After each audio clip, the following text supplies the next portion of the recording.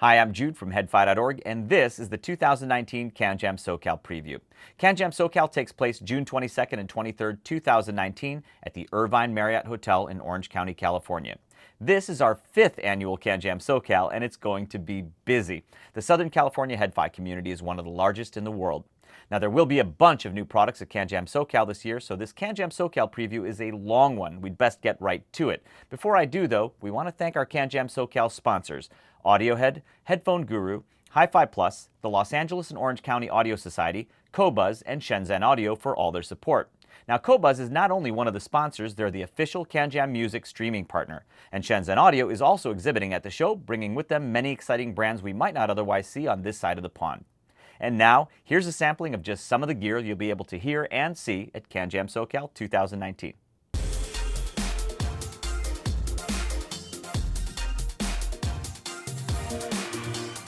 Back in 2005, Headfi was still an upstart forum. John Grado of Grado Labs and Todd Green from Todd the Vinyl Junkie, or TTVJ, they wanted to help out and help support Headfi, and they came up with an idea. And that idea was to create a Grado Labs Headfi commemorative headphone, a substantial portion of the sales from which would go to support Headfi. And thus was born the Grado Headfi 1, or the Grado HF1. The Grado HF1 remains a very unique headphone in Grado's history of models. I think it may still be the only model they've ever made with an SR-type plastic outer housing with a wood inner chamber. Anyway, the run of Grado HF1 sold out quickly, and it was a huge help, helping us to upgrade servers and cover other operational costs. In 2009, John Grado came up with the Grado Headfi 2, the Grado HF2, again to help support Headfi's operations. The Grado HF2 was an upgrade, an upmarket move from the Grado HF1, and the HF2 was the first Grado headphone to have a metal outer housing similar to the SR325, but with a wood inner chamber. And once again, the Grado HF2 was a big hit, also selling out quickly, and it did fund much-needed server and site upgrades. I'll forever be thankful to John Grado for not just supporting Headfi in its leanest days, but also for being a part of this website's history, and allowing us to be a part of Grado's headphone model history too. By the way, both the HF1 and HF2 are still sought after by hardcore Grado aficionados, and Grado still offers support for both headphones. Now, at CanJam SoCal, Grado Labs will be showing the upcoming Grado HF3, the third Grado Headfi commemorative headphone. I can't show it to you yet, but I'm very excited about the Grado HF3. In the years since the Grado HF2, Headfi has become self-sufficient, so John Grado and Headfi will use the sales of the Grado HF3 to raise money for charity. We'll release more details about the Grado HF3 soon, both about the headphone and how the proceeds will be donated. At CanJam SoCal, make sure to stop by Grado Labs exhibit to get the first look and listen to the upcoming Grado HF3. I am so excited we're doing this with Grado again. Of course, Grado will also have their entire lineup of headphones at the show, so make sure to hear them all. But one I have to call attention to is this. It's a Grado, and it's wireless. This is the Grado GW100, and it's sick. It's just so dang cool. Okay, so first of all, the Grado GW100 is quite unique in that it's an open-back wireless headphone, something I didn't even know I wanted until I used the GW100. Why open-back? Why not? Pretty much everything else wireless is closed back, and increasingly they're becoming more technology loaded. What about when I want wireless freedom and I don't need isolation or active noise cancellation? What about when I want no tether but also want open back sound in air? As for Bluetooth, the Grado GW100 supports SBC, AAC, and I'm happy to say it also has aptX for improved wireless resolution. Its 320 mAh battery should be good for 15 hours of wireless listening, and if you let the battery run dry, you can also use it wired, and it is a full-fledged wired Grado headphone when you do that. And one of my favorite things about the GW100 is that Grado tuned it with more body down low for more slam, more richness than I'm used to from Grado. It's a nice new Grado headphone flavor. I dig it. Anyway, please make sure to stop by Grado's exhibit to hear the upcoming Grado HF3 headphone, the GW100 wireless Grado, and the rest of Grado's lineup. For CanJam SoCal this year, there are a total of 5 seminar sessions over the 2 days, and none of them are repeated. Also, seating is limited, so plan your schedule accordingly so that you don't miss the seminars you want to see. The seminars will happen in the Rancho Las Palmas room on the main level of the Irvine Marriott. On Saturday, June 22nd from 1 p.m. to 2 p.m., Dr. Sean Olive will be presenting a talk titled Segmentation of Listeners Based on Preferred Headphone Sound Profiles. Can 7 years of controlled listening studies about listener preferences focused on the perception and measurement of headphone sound quality identify a scientific approach to tuning and designing headphones? Join Sean Olive, Senior Fellow of Acoustic Research at Harman International, for this fascinating discussion. As many of you know, Sean Olive and his team are perhaps the foremost researchers in headphone audio today, so we're very excited about this. And maybe we can coax Sean into discussing some of their very latest work. On Saturday, June 22nd from 2:30 p.m. to 3:30 p.m., Rob Watts of Chord Electronics will be presenting a talk titled Chord Hugo TT2 and Hugo M-Scaler Technical Seminar. Rob Watts will be talking about the new design and technologies behind the Chord Electronics Hugo TT2, including a presentation of the Hugo TT2's measured performance. He will also discuss the importance of transients for auditory perception and how the Hugo M-Scaler guarantees better than 16-bit reconstruction of transients with its 1 million tap WTA filter. Also on Saturday, June 22nd, from 4 p.m. to 5 p.m., there will be a discussion panel titled The Convergence of Two-Channel and Personal Audio. Understanding the convergence of two-channel and personal audio is critical to audiophiles and music lovers alike. Today, there are more options than ever before to listen to your music in high fidelity, whether at home or on the go. Bring your own questions and join the esteemed panel, including Rob Watts of Chord Electronics, Ivana Manley of Manley Laboratories, Andy Regan of Mr. Speakers, Jason Stoddard of Shid Audio, Robert Green of the Absolute Sound, and Jason Lord of the Source AV. This discussion will be moderated by Frank Iacone of Headphone Guru and produced by the Los Angeles and Orange County Audio Society. On Sunday, June 23rd, from 12:30 p.m. to 1:30 p.m., Dr. Ying Kit Lee of Exponent Audio and Technology Guru of the Los Angeles and Orange County Audio Society will present a talk titled Music Streaming and Future Trends with Q&A. Streaming your music isn't new, but the opportunities to stream are expanding at a rapid pace. Are you interested in Spotify, Tidal, Qobuz, or playing that MQA-enhanced album through Roon, or you want to know what those names even mean? Bring your questions and join Dr. Ying Kit Lee to navigate this important topic. This talk is produced by the Los Angeles and Orange County Audio Society. Finally, on Sunday, June 23rd from 2 p.m. to 3 p.m., there will be the CanJam SoCal 2019 Personal Audio AMA, or Ask Me Anything. Is there a correct sound signature, and if so, what might that be? What is a tap exactly, and why can't we ever seem to get enough of them? How much do measurements truly matter?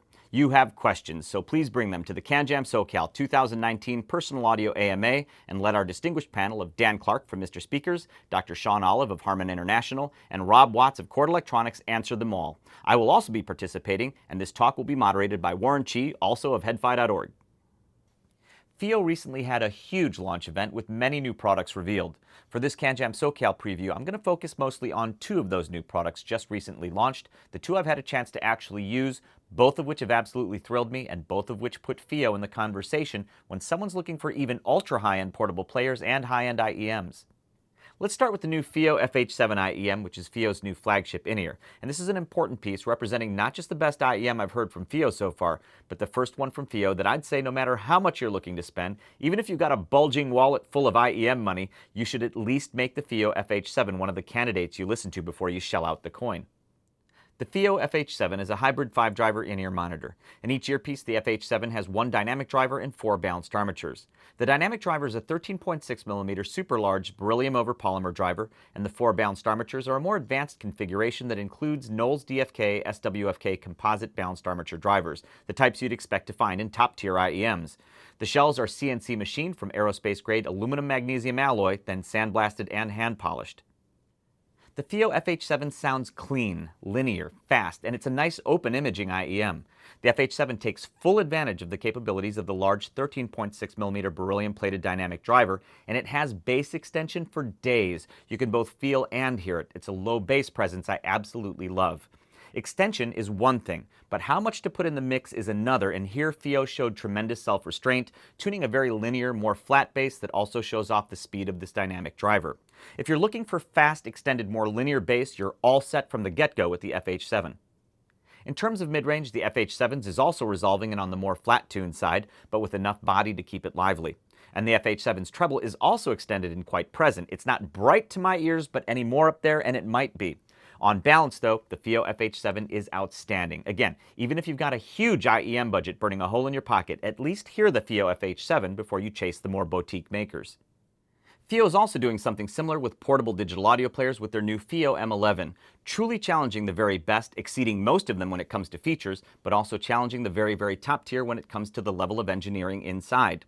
The specifications they published for the M11 are very impressive on paper. I decided to put it on our Audio Precision APX 555 audio analyzer and confirmed they're not exaggerating one bit and even tend to play it conservatively. Pheo says the M11 has greater than 115 decibel signal-to-noise ratio, and we confirm that. They say THD plus noise is less than 0.001%, and we're showing it at 0.0009%. They say noise floor is under 6 microvolts, and we actually measured it at less than 4.5 microvolts from its unbalanced output, which is very low. So the M11 is obviously quiet enough for sensitive in-ears, but also powerful enough to drive most headphones. And I love, by the way, that the M11 has standard 3.5mm unbalanced, 2.5mm balanced, and 4.4mm Pentacon balanced outputs.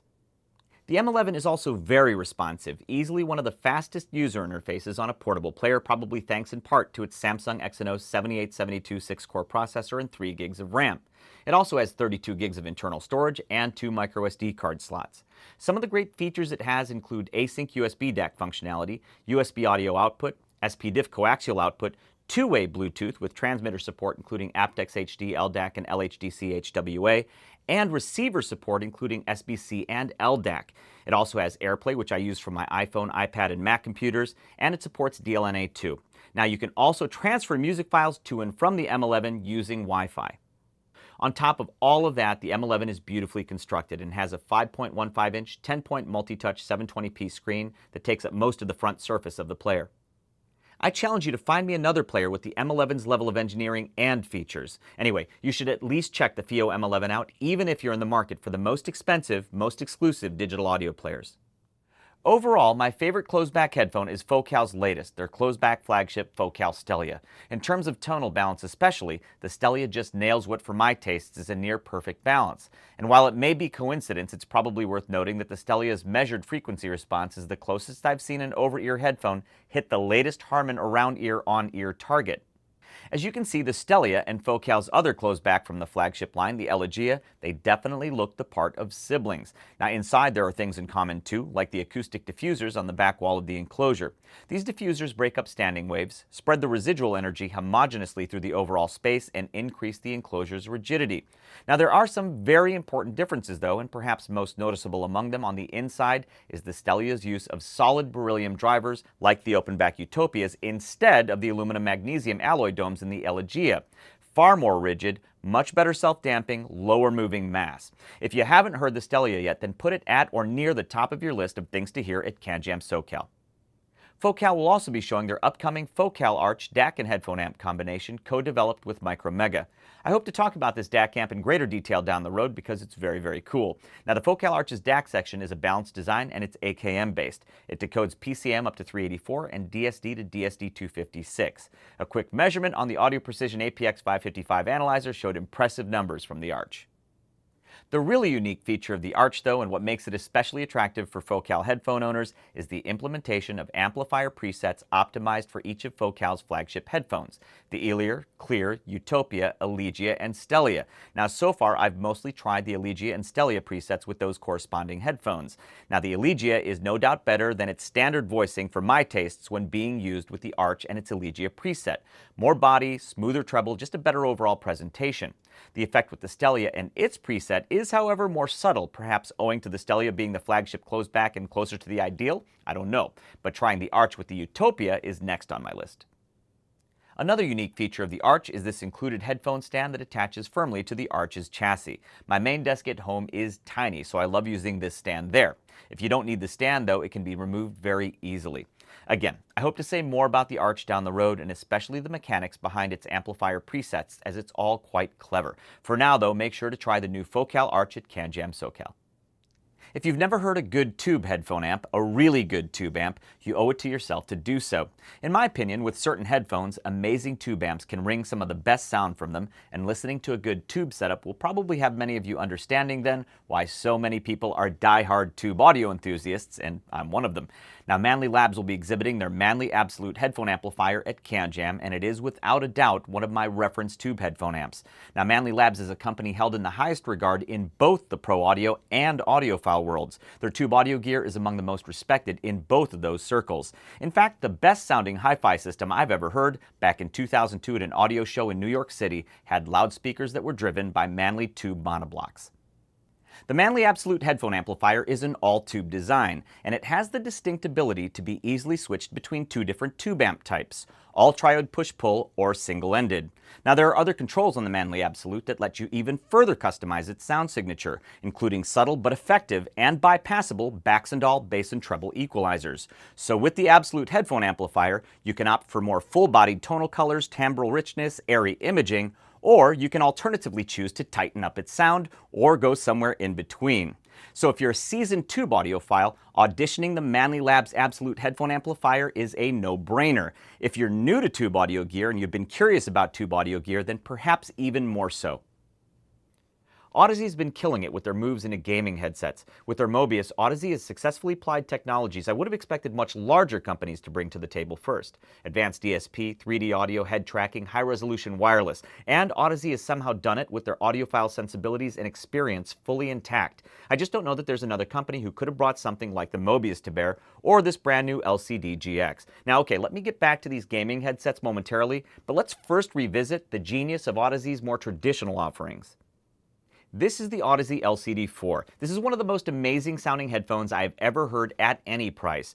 But the LCD4 is physically quite heavy, at least a bit past the weight limit for my comfortable long-term wear. Now if you're okay with the LCD4's weight, and if you have great gear to drive it, the LCD4 is a glorious thing to hear. Thankfully though, Odyssey also has the newer LCD4Z. So the LCD4Z with the magnesium chassis gives you LCD4 class sound, but in a much lighter chassis. It's also easier to drive than the original LCD4. No, they don't sound exactly alike, but the LCD4 magic is still very strong with this one. Also check out the latest version of the headphone that put Odyssey on the map 10 years ago, the Odyssey LCD2 Classic, which is among the strongest values at its price. Finally, studio monitor tuned headphones seem to be a thing lately, and one of the very best studio monitor headphones is, in my opinion, Odyssey's LCD-X. If Odyssey has a neutral reference, I'd say this is best exemplified by the LCD-X. Now getting back to the gaming headsets, we've covered the Odyssey Mobius in a dedicated episode of HeadFi TV, so please look for that. It's easily one of the most technology-packed headphones on earth, and without a doubt my favorite gaming and movie headset of all time, with its amazing 3D sound processing and rendering. It's also a fantastic LDAC-equipped Bluetooth headphone, so I'll often carry the Mobius around for use as a wireless headphone, gaming headset, and movie headset. And finally, Odyssey very recently announced what they're calling the world's first audiophile gaming headphones. This is the new Odyssey LCD GX gaming headset, and it's awesome. The LCD GX is actually a reasonably priced Odyssey planar magnetic headphone with a more linear tuning. At first blush, it reminds me a bit of the Studio Monitor LCD-X. It also measures very well and has crazy low total harmonic distortion.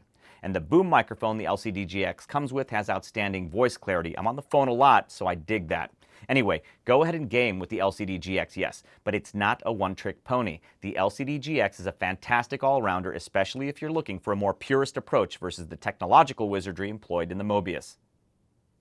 DeKony is a company whose IEMs are very popular in our community, but whose products I personally only have passing familiarity with, I'm embarrassed to admit. So I was thrilled when this arrived today. This is the DeKony Titan 6 in-ear monitor, and it's an affordable new model from DeKony. Unfortunately, today is our last day of shooting, so I didn't get a lot of time with the Titan 6 to this point, but it makes a good first impression, so I'm going out on a limb and saying you should give it a listen at DeKony's exhibit.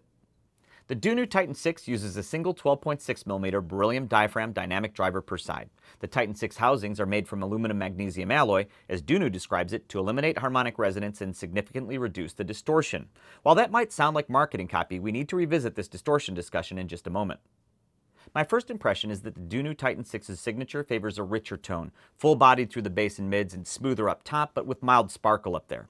And getting back to that distortion talk, I decided to measure the DeKony Titan 6, and it has crazy low total harmonic distortion and nice impulse response, by the way. After seeing that THD plot, I actually reran another set of Titan 6 measurements to confirm it. Now with such low distortion, I'm thinking that even if it's not exactly what you're looking for out of the box in terms of tonal balance, though it might be, the DeKony Titan 6 may be a solid platform for EQing to perhaps get the Titan 6 shaped into exactly what you want, so I suggest you spend some time with it at the show. Last year I was introduced to a headphone that was unlike any other I'd seen or heard before. It was not a traditional electrodynamic design, and it wasn't planar magnetic or electrostatic either. It's called the RAL Requisite SR1A, and I think the SR1A is the world's first full-range true ribbon headphone. Now if you're not familiar with ribbon drivers, I only have time to give you a few second primer here. The ribbon driver's radiating element is an extremely thin corrugated aluminum ribbon that's extremely light and extremely flexible. This ribbon is mounted on its top and bottom, but otherwise free to move.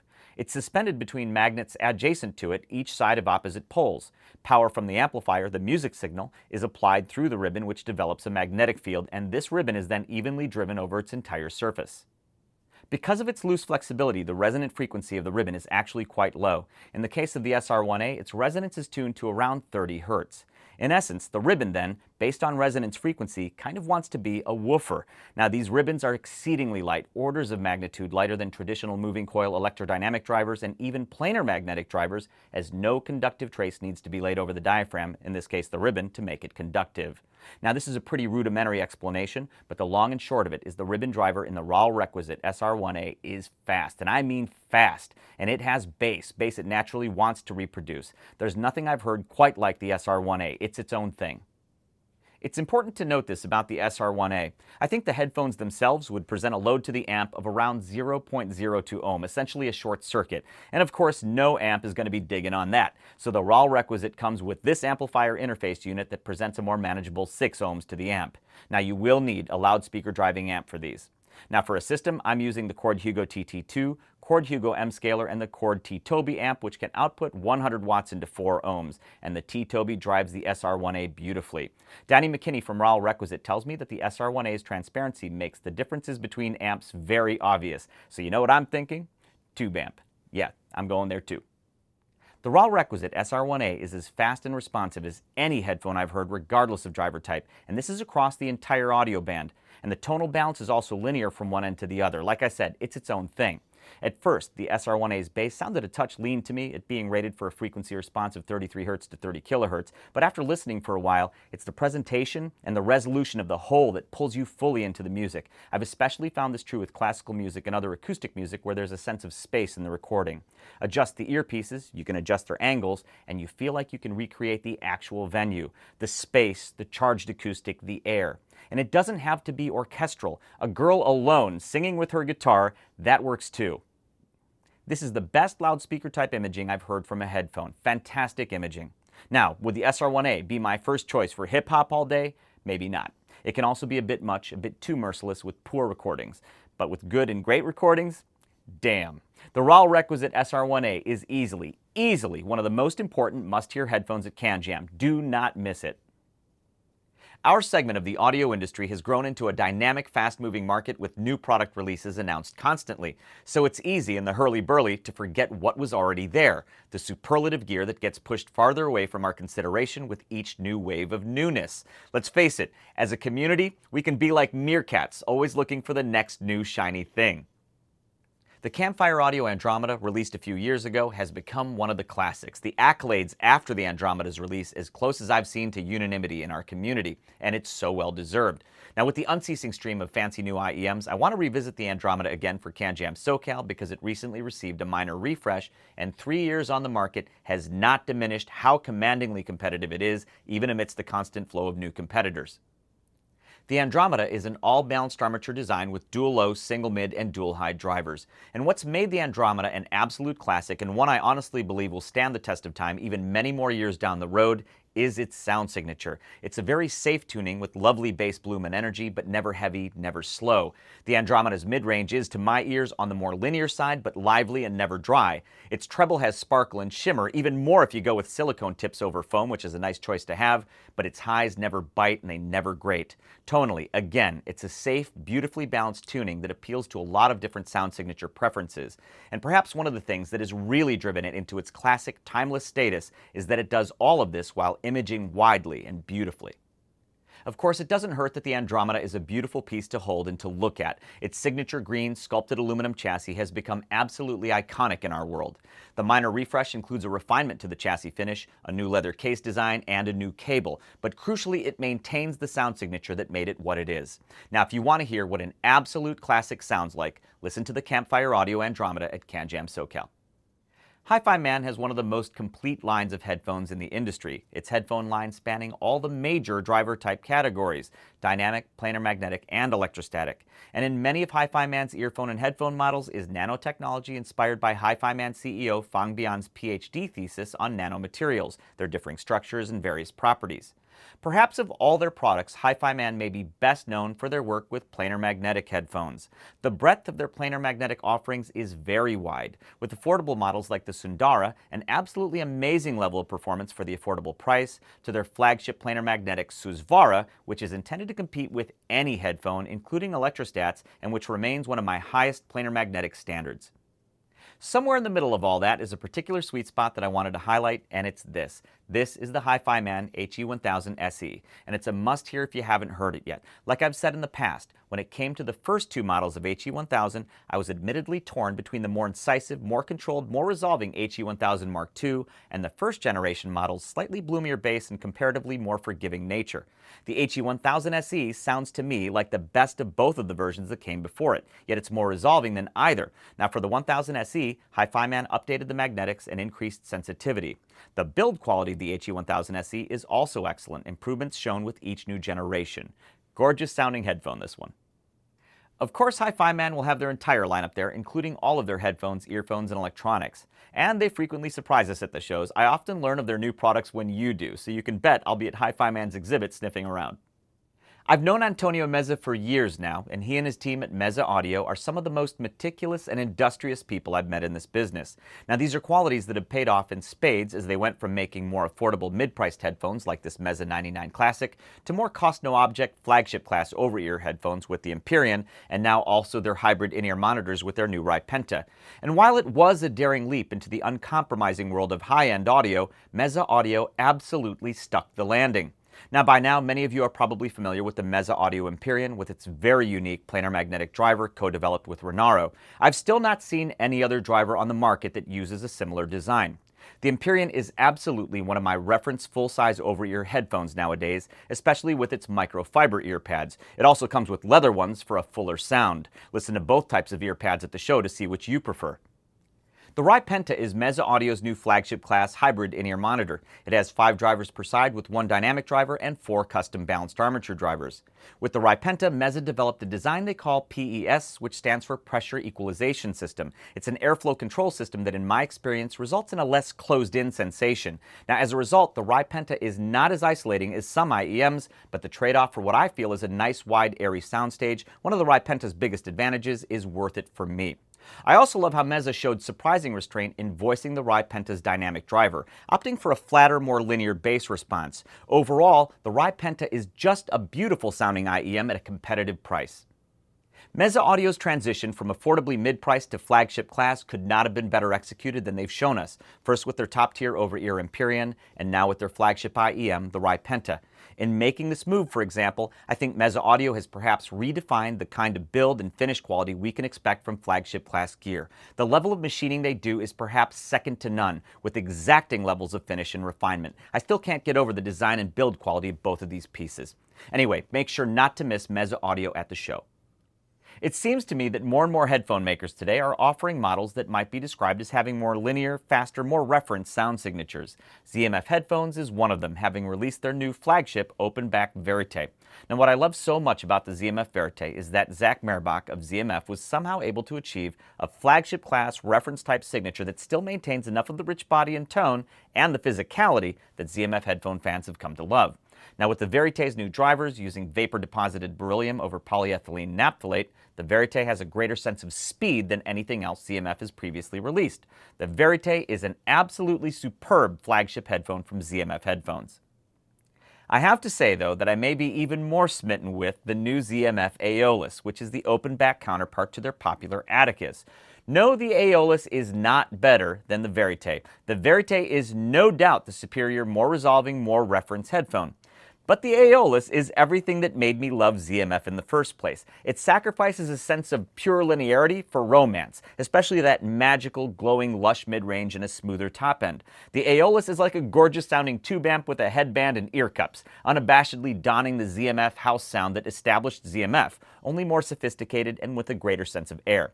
I know the Verite is better, but I still think the Aeolus may be my favorite ZMF headphone to date. I don't know. Can I have both? By the way, ZMF Headphones will also have their tube amp, the ZMF Pendant, that was co-developed with Tube Amp Specialist Amps and Sound. The ZMF Pendant uses a 6CA4 rectifier tube, EL84 driver tubes, and for input you can use 12AU7, 12AT7, or 12AX7. The Pendant will output up to 3 watts into 8 ohms and 2.5 watts into 300 ohms. I haven't heard the ZMF Pendant yet, but I hope to do so at the show.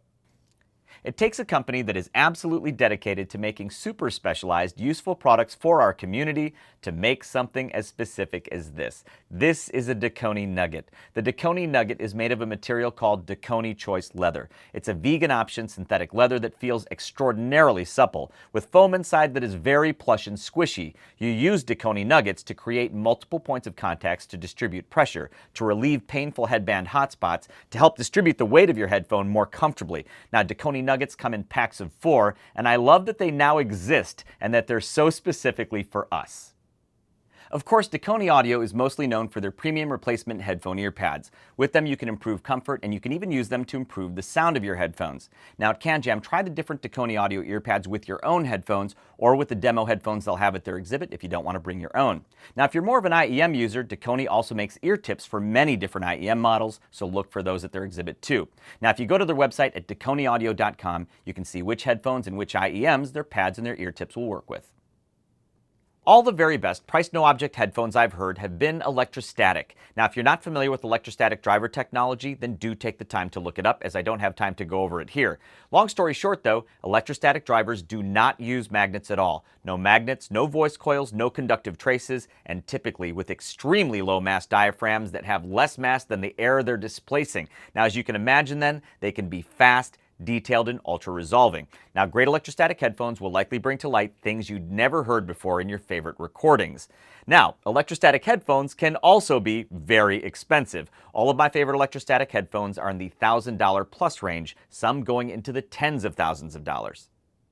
At CanJam Shanghai last year, a young man from India named Aumkar Chandan told me he'd been developing a new electrostatic headphone.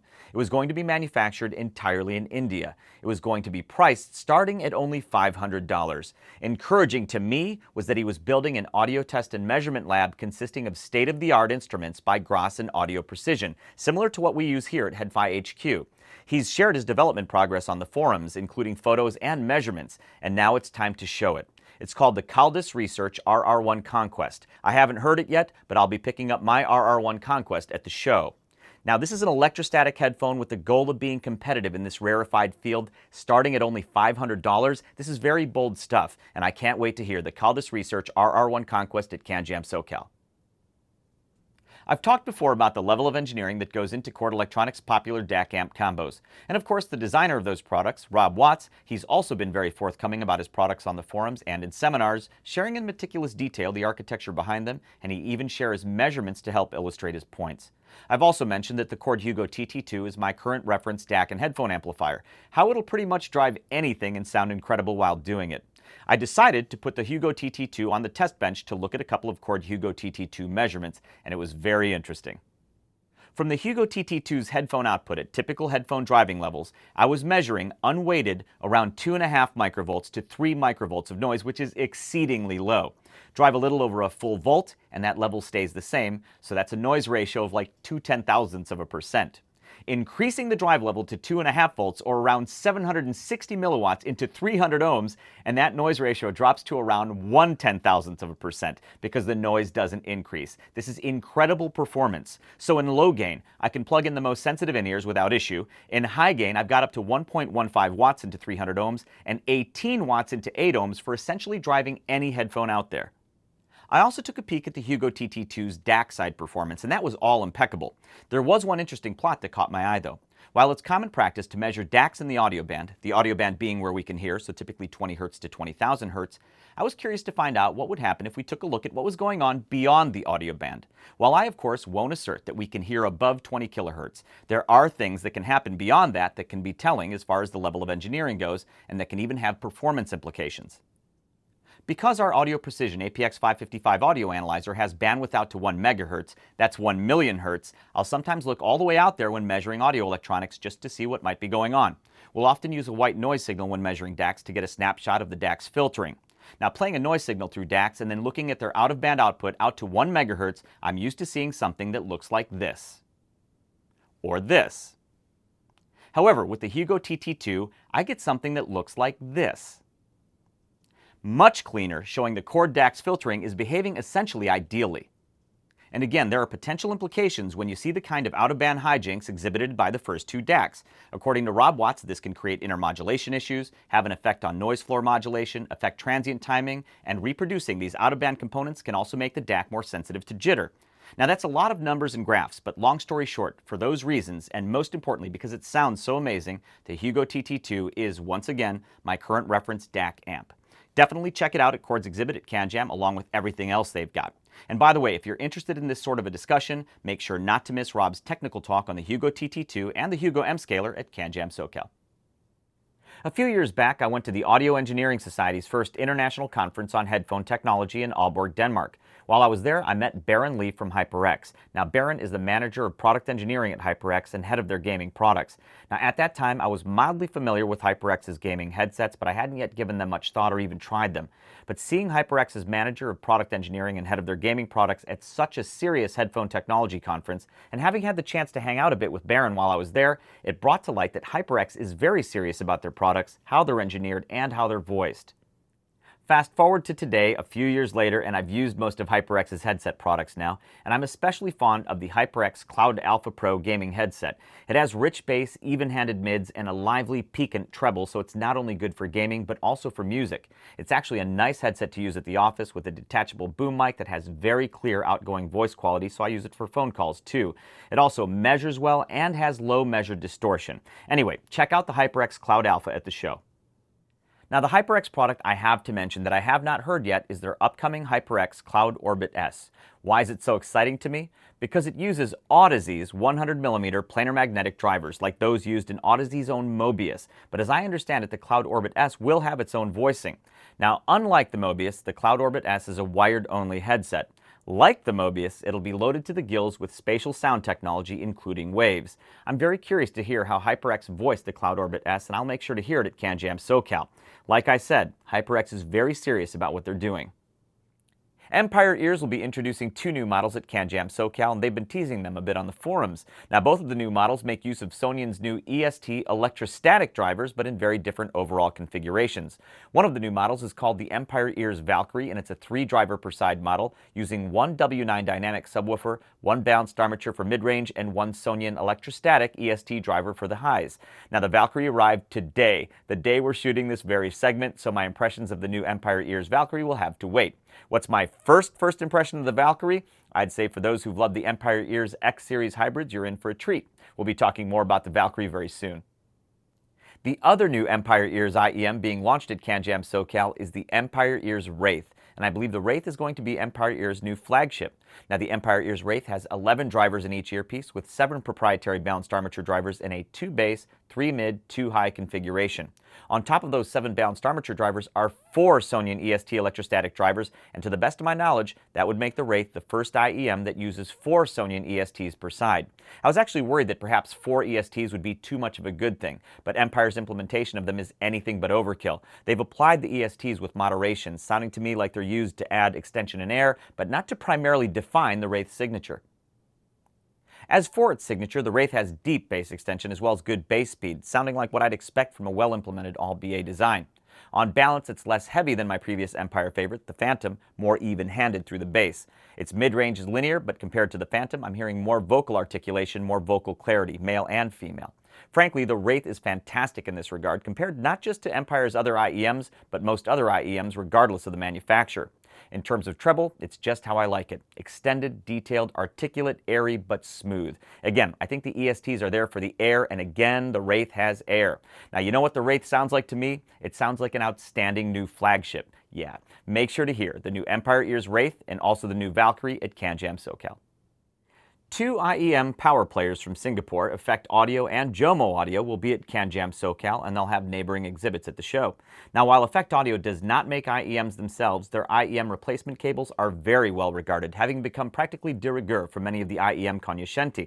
Now, at CanJam Singapore, Effect Audio debuted their latest Heritage Series cable, the Effect Audio Cleopatra. Now, the Cleopatra is a golden ratio, individually enameled septuple core bundled Litz cable made of ultra purity Ono continuous cast silver. Effect Audio describes the Cleopatra as being able to retrieve an enormous amount of detail from the source while increasing the definition of any music piece thrown at it and having a tinge of smoothness.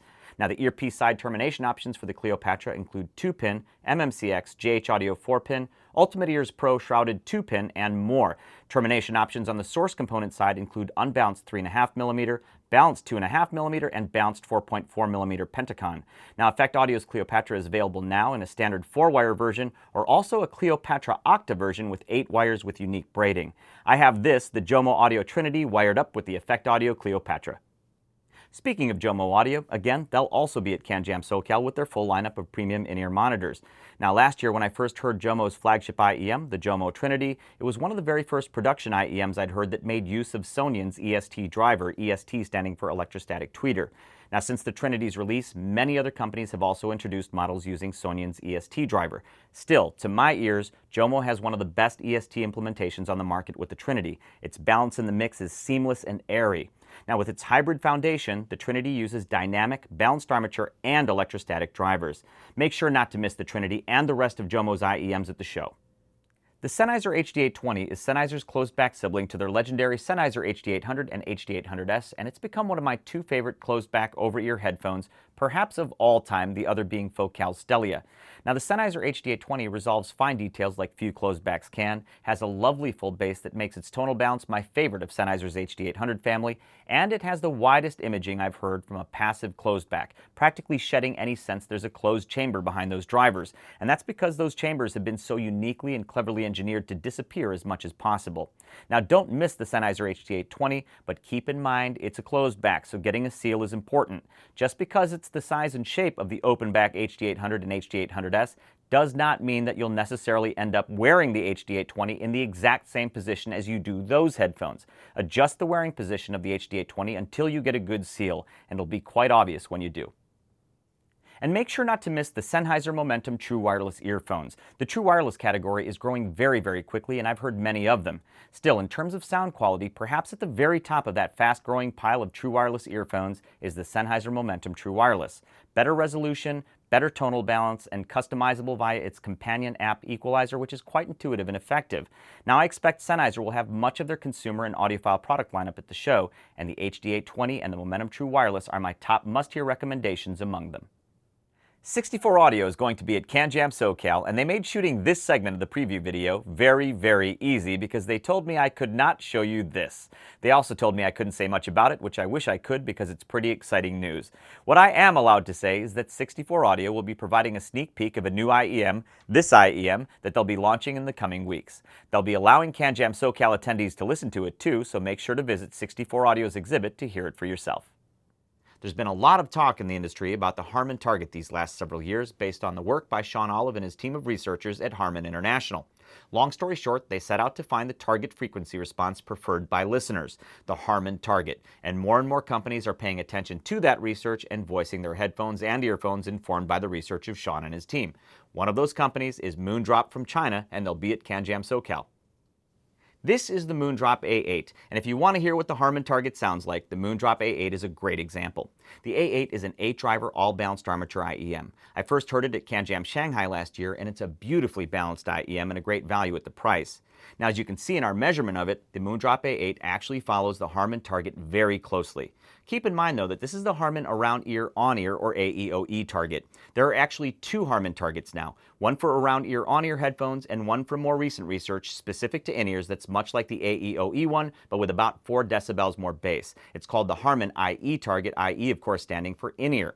Again, the Moondrop A8 follows the AEOE target more closely, but it's a great window into the sound of Harman's research. By the way, Sean Olive will be presenting his latest research in a seminar at CanJam SoCal, as well as participating in a discussion panel, so make sure not to miss those. Of course, don't miss Moondrop's exhibit either. One of the last videos Tyle Hertzens from Interfidelity made before he retired was a tour of Mr. Speaker's headquarters. If you watch that video, and if you understand what you're looking at, you'll probably be as awestruck as I am at what goes on there. In Tyle's video, you can see Mr. Speaker's dedication to proper audio test and measurement. They also built a cleanroom environment at their offices with laminar flow workstations for their electrostatic driver build area. Now, perhaps most impressive to me in that video is Mr. Speaker's driver matching area, where they use a state-of-the-art Klippel multi-parameter driver matching system. How many other companies of this small size do I know that use a system like that? It's very expensive, so the answer is none that I'm aware of. Seriously, watch Tile's video tour of Mr. Speakers. I'll put a link in the description of this video. It's a fascinating piece of content, and it will only make Mr. Speakers headphone owners even more proud of what goes into making their favorite headphones. At CanJam, Mr. Speakers will be featuring their two flagship headphones, their flagship planar magnetic Mr. Speakers Ether 2 and the electrostatic Mr. Speakers Voce, and both of these headphones are outstanding products of that obsessive engineering I was talking about. They'll also have their Aeon planar magnetic line, which is within striking distance of the Ether line, but quite a bit more affordable. Getting back to the Ether 2, Mr. Speakers will also be showing their new detachable ear pads that offer a different fit with a softer feel and larger ear holes, as well as two different voicings to choose from to complement the original pads. One is a perforated pad that has the brightest tonal balance with a gentle bump to bass and highs relative to mids. Then there's a suede pad that reduces output from 900 Hz to 5 kHz smoothly. This suede pad gives a warmer, fuller tone to the mids and has perhaps the smoothest highs. Make sure to try these new Ether 2 pads at CanJam to see which of the three possible tunings you prefer. At CanJam New York, CanAudio showed the upcoming Ragnarok 2, and it'll also be at CanJam SoCal. Only now we're getting closer to actually being able to get our hands on it. It should be shipping soon. The new Ragnarok 2 builds on the original Ragnarok's, drives anything including loudspeakers capabilities. CanAudio is calling the Ragnarok 2 a Nexus integrated amplifier, Nexus referring to a new gain stage developed by CanAudio. The Ragnarok 2 will drive up to 60 watts into 8 ohms and up to 100 watts into 4 ohms, able to drive most loudspeakers. The full power of that is available through the balanced headphone jack. Into 32 ohms, that's 15 watts. And with quarter power output from the single-ended headphone jack, or 3.75 watts into 32 ohms. Ragnarok 2 will have 3 gain settings to make it more compatible with a wide range of headphones and loudspeakers. It'll also have a 128-step relay-switched volume control with a motorized potentiometer that changes to match the remote control setting. The Ragnarok 2 will come standard with 2 XLR balanced and 3 pairs of RCA inputs. 2 of the RCA inputs can be replaced with a multi-bit DAC module for USB digital input and a moving magnet phono preamp for your turntable, making the Ragnarok 2 a bona fide all-in-one integrated amplifier for all your sources. Now, of course, the Ragnarok 2 isn't all they'll have. SoCal-based CanAudio will have more new products on exhibit and perhaps another trick or two up their sleeves at CanJam SoCal. Astel & Kern launched 4 new products at Munich High-End last month, 2 new players, the CanCube, and a new flagship player, the A&Ultima SP2000. The new SP2000 is the first portable player I'm aware of to use AKM's new flagship AK4499 EQ DACs. These have current output architecture, and the SP2000 uses 2 of them in a dual mono configuration. I haven't heard the A&Ultima SP2000 yet, but a new flagship from Astel & Kern is always something to behold, so I'll be looking for it at CanJam. Astel & Kern also announced the SP1000 amp that mates with their SP1000 portable players to provide more power output and improve playback time with its own 3700 mAh battery. And finally, they announced a new IEM through their partnership with Beyerdynamic called the AKT9IE. As a big fan of the AKT8IE, one of the lowest distortion IEMs we've measured, by the way, I'm definitely super curious to hear its successor in the new AKT9IE. Of Astel & Kern's new products, the one I have had a chance to spend some time with is the new Astel & Kern CanCube. The CanCube, as you can see, is an absolute beast of a digital audio player. Its sheer size pushes the limits of portability, yet I find myself carrying it more often than I ever thought I would. Look at this volume knob. I don't recall seeing anything as substantial on a portable audio player before. This volume knob is so stout, so significant, it seems impossible that all it does is change the volume level. As if turning this has to be affecting something else somewhere in the world. Like every time I turn it, a portcullis on some castle somewhere is opening or closing. Anyway, I love how this control feels. Now I can carry the CanCube in my backpack and use it portably, and it has a reassuring presence on my desk. I didn't think I'd like its form factor as much as I do, but I really dig the big CanCube. The CanCube is also a beast in terms of its internal architecture, using 2 ES9038 Pro DACs. I don't know of any other portable player that does, and only personally know of one desktop DAC that uses 2 ES9038 Pros. The CanCube also outputs up to 12 volts RMS from its balanced output, 6 volts from its unbalanced output, so it's intended to drive just about any headphone. It also has 3 different gain settings, making the CanCube a beautiful match with even the most sensitive IEMs. There's no other portable player out there like the Astel & Kern CanCube. It's a strong performer in a unique form factor I didn't even know I wanted until it arrived. I first listened to IEMs by Acoustics at CanJam last year, and a couple of their models impressed me for the value they offer.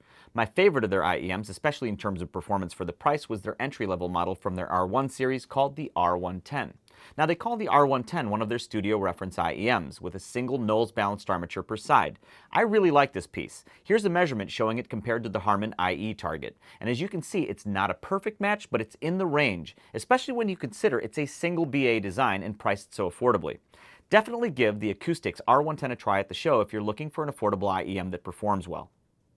Acoustics will also be showing an upcoming model called the Acoustics MS4 that will be Acoustics' new flagship IEM when it's released. The MS4 is a new magnetostatic and dynamic hybrid dual driver IEM, and it came from Acoustics' earlier initiative to craft a planar driver IEM. Now, in their research, they found that the magnetostatic driver performed best with a dual-sided magnet array, one on each side of the diaphragm, as opposed to just a single-sided arrangement. And they also eventually decided on a dual driver design, with a dynamic driver for low to mid-range clarity and presence, and the magnetostatic driver for greater accuracy in the mids and ultra-highs. Now, the signature of the MS4 is very punchy, with a sort of U-shaped flavor to my ears. I found it also tends to spotlight vocals with some presence region emphasis. It also has low THD, measuring below 0.05% through most of the measured range. Anyway, make sure to visit Acoustics to hear the R110, the upcoming MS4, and the rest of the Acoustics lineup at CanJam SoCal. With excellent measured performance, outstanding features, and comparatively affordable pricing, Topping has been doing quite well with our community.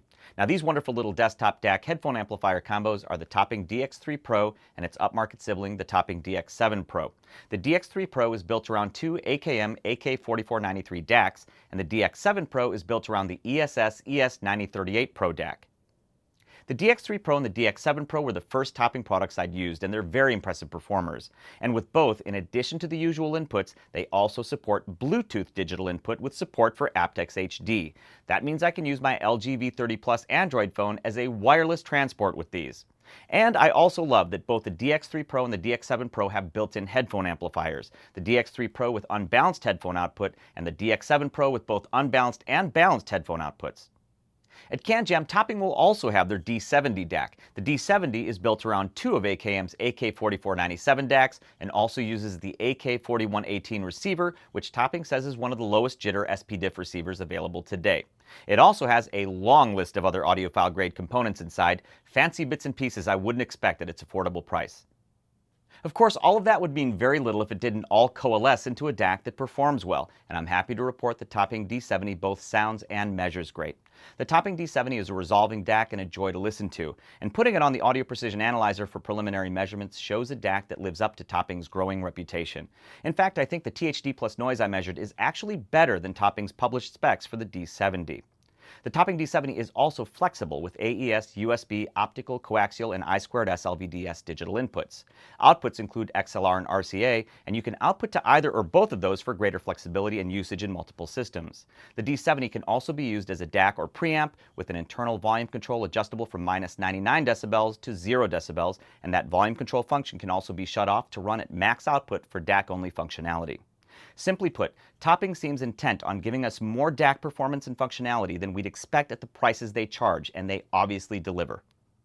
Periodic Audio will be showing their latest IEM, the Carbon. The Periodic Audio Carbon uses a diaphragm made of an 8-micron lab-grown diamond layer on a proprietary high-temperature polymer substrate.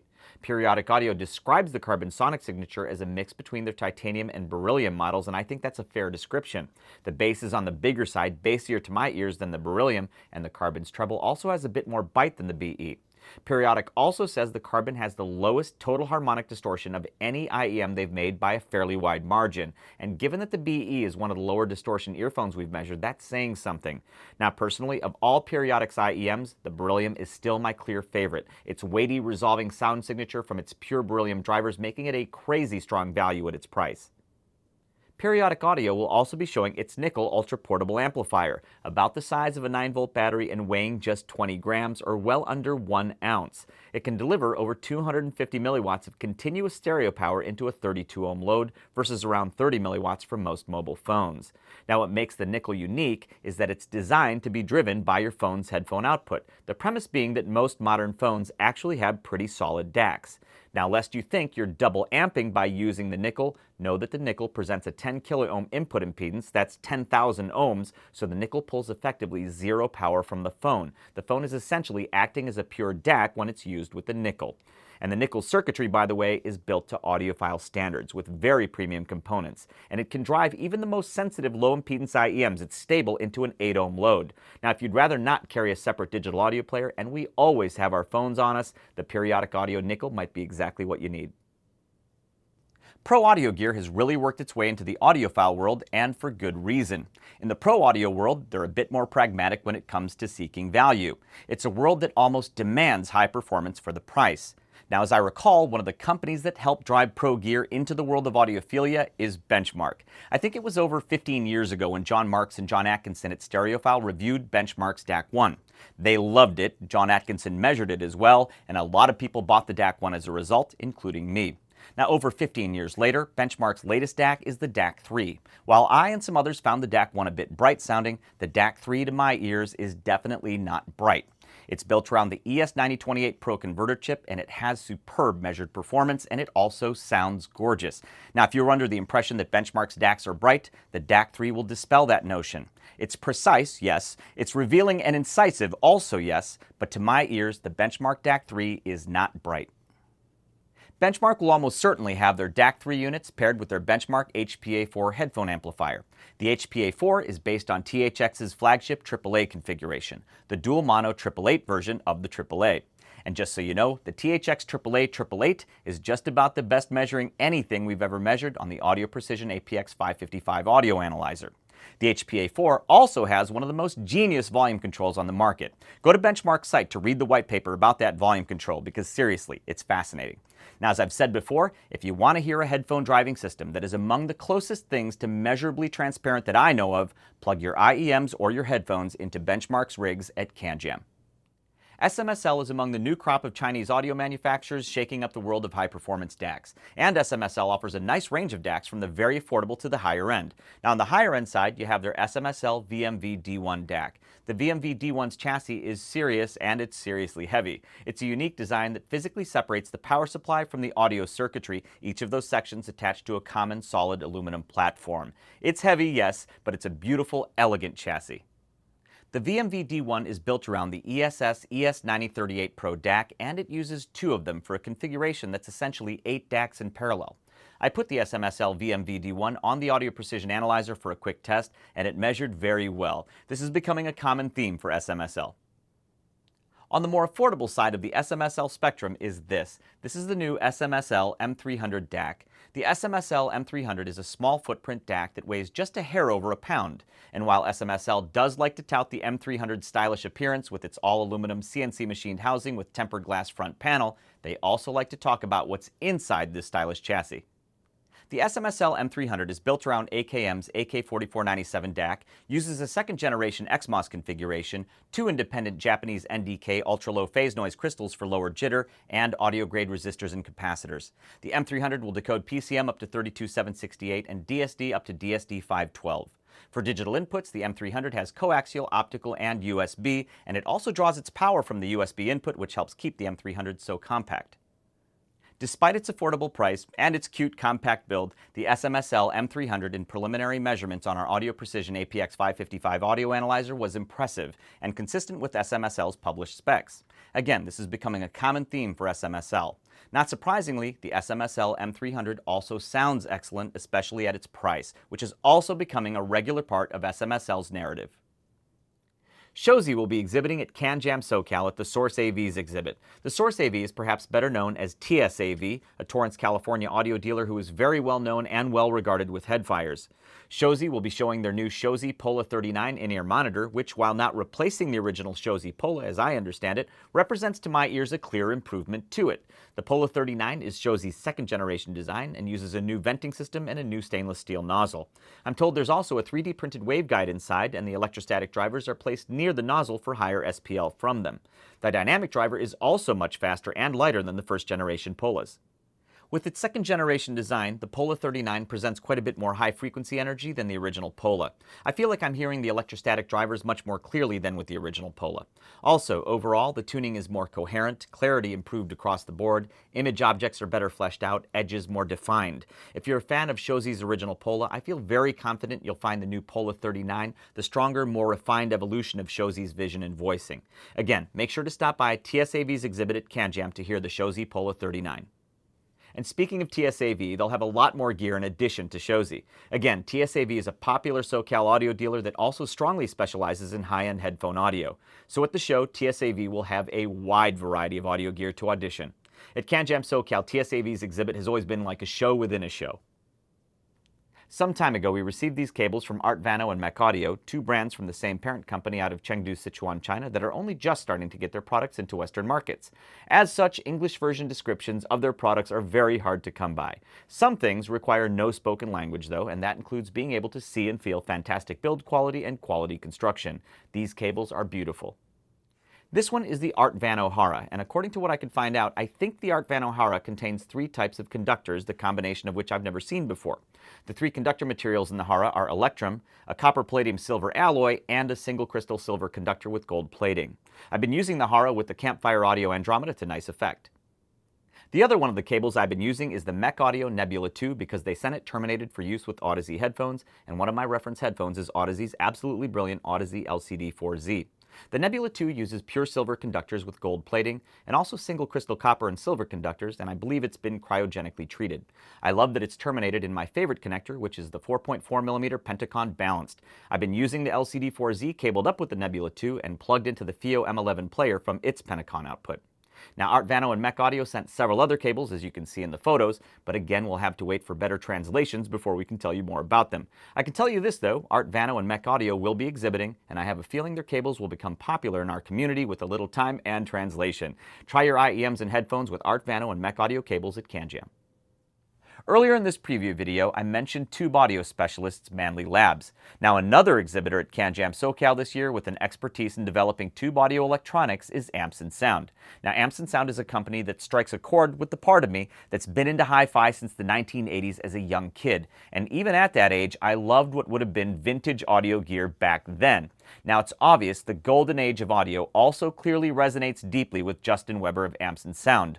But unlike me, Justin actually has the know-how and talent to craft products informed by audio's beautiful past. Now, I had the privilege of visiting Justin's home in SoCal a few years back, and it was clear he absolutely lives and breathes this stuff. When you visit Amps & Sound's exhibit at CanJam SoCal, make sure not to miss this. I'm not sure how you could possibly miss this. This is the Amps & Sound Mogwai Special Edition, and it's a tube amp with the power to drive both sensitive speakers and just about any headphone. Now, the Amps & Sound Mogwai Special Edition uses single-ended Class A operation with zero feedback. It's designed to provide old-school single-ended triode sound while providing the option to roll a wide variety of tubes with it so that tube rolling doesn't have to bankrupt you. Among the keys to the Mogwai SE's performance are Transcendar custom-wound output transformers, designed to provide excellent frequency extension and a flat response.